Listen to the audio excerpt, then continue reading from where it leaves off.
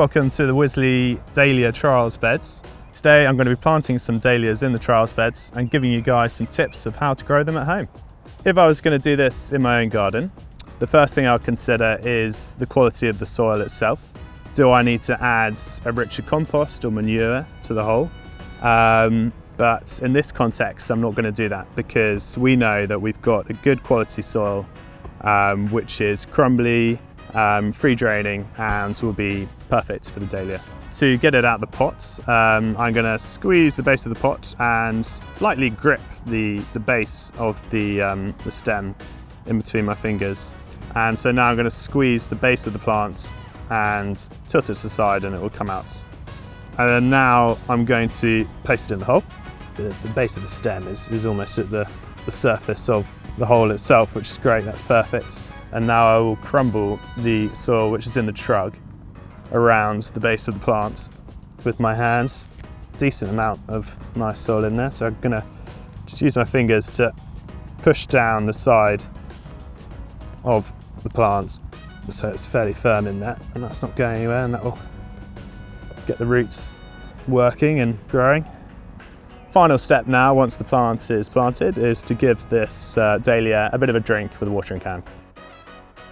So another consideration when planting is the spacing in between the plants.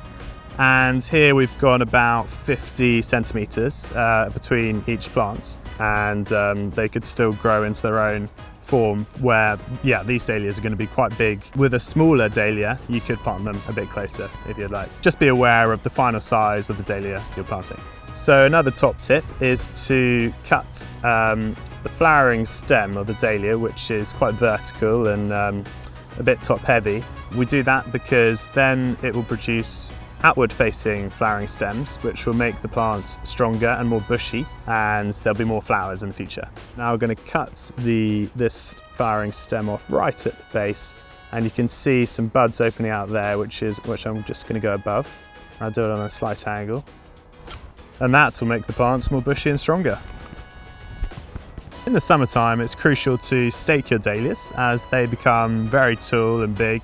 I've got 3 bamboo canes, which I'll use per plant, and a bit of twine as well. So I'll tie the twine around the bamboo canes, and that will cradle the plant and support it well, tying the knot.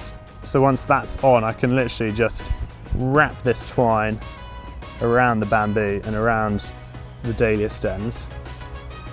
And I might just go back on myself here. Looking good. So if you've got a smaller variety of dahlia at home, this is probably unnecessary and you don't need to use 3 bamboo canes. You could probably get away with using just 1. I hope this has been very helpful for you guys, and good luck to growing them back home.